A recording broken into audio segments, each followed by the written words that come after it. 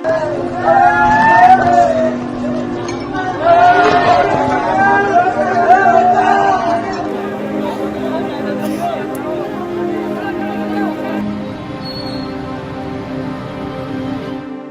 की जाकिर कॉलोनी, लोगों की ठीक ठाक आबादी होने के बाद भी पसरा हुआ सन्नाटा। महिलाओं और बच्चों के चेहरे पर ऐसे भाव जैसे सब कुछ खत्म हो गया हो। उत्तर प्रदेश के मेरठ में शनिवार को एक भीषण हादसा हुआ। 3 मंजिला मकान भरभरा कर गिर पड़ा और एक ही परिवार के 10 लोग मौत के आगोश में समा गए। जी हाँ, एक ही परिवार के 10 लोग इस हादसे का शिकार हो गए और परिवार ही नहीं बल्कि पूरे इलाके में मातम पसर गया। परिवार का रो रो कर बुरा हाल है और उनके साथ लोग उन्हें सांत्वना देने के लिए खड़े हैं। ये घटना मेरठ के जाकिर कॉलोनी में हुई, जिसके बाद घटनास्थल को देखकर हर कोई हैरान है। इस तस्वीर को देखिए। इन 10 लोगों की अंतिम यात्रा में ऐसा लग रहा है मानो पूरा मेरठ साथ चल रहा हो। बीच में 4 कंधों पर जाते हुए इन शवों के साथ मेरठ के हजारों लोग आखिरी सफर में शामिल हुए। आसपास की दुकानें और पूरा बाजार बंद रहा। जनसैलाब ऐसा उमड़ा कि लोग घरों से निकल कर इस अंतिम यात्रा में शामिल हुए। हर कोई इस घटना के बाद से स्तब्ध है। आपको बता दें कि जाकिर कॉलोनी में करीब 5 दशक पुराना एक मकान जमींदोज हो गया और 10 जिंदगियों को भी अपने साथ ले गया। जिस समय यह हादसा हुआ उस समय घर में 15 लोग मौजूद थे। मकान के गिरने से 5 लोग भी घायल हुए हैं। इस हादसे में एक 7 महीने की गर्भवती महिला की भी मौत हो गई है।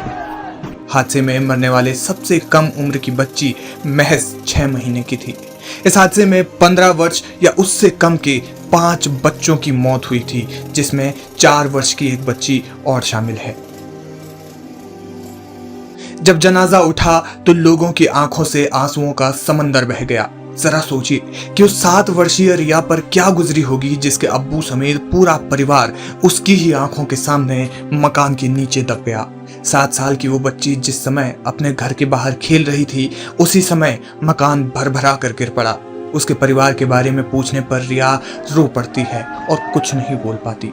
रिया की अम्मी भी इस हादसे का शिकार हो गई और फिलहाल अस्पताल में भर्ती है। बताया जा रहा है कि वो जिंदगी और मौत की जंग लड़ रही है। जब घटना में मृतकों के शव पोस्टमार्टम से वापस आए तो जैसे जैसे शव घर में आते रहे, मृतकों के परिजन शवों से लिपटकर बुरी तरह फूट फूट कर रोने लगे। इसके बाद जब 10 लोगों का जनाजा उठा और जैसे जैसे जनाजा उठा, फिजाओं में मानो दर्द की वो चित्कार गूंज उठी जो शायद ही इससे पहले मेरठ ने कभी देखी हो और शायद ही मेरठ कभी देखना चाहे। शव कब्रिस्तान पहुंचे। इतने शव एक साथ कब्रिस्तान में पहली बार पहुंचे थे। उनको सुपुर्दे खाक किया गया और जैसे जैसे मृतक मिट्टी में दफन होते जा रहे थे, वैसे वैसे लोगों के चेहरे देखकर ऐसा लग रहा था मानो वे कह रहे हों कि या खुदा, ऐसा दिन कभी किसी को न दिखाना।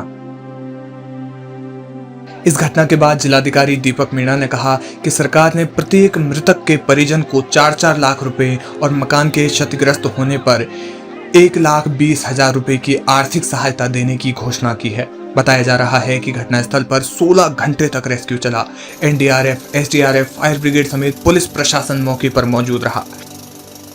परिवार के साथ पूरे इलाके में सन्नाटा पसरा हुआ है। जिला प्रशासन के साथ राज्य सरकार तक हादसे के बाद की कार्रवाई कर रही है।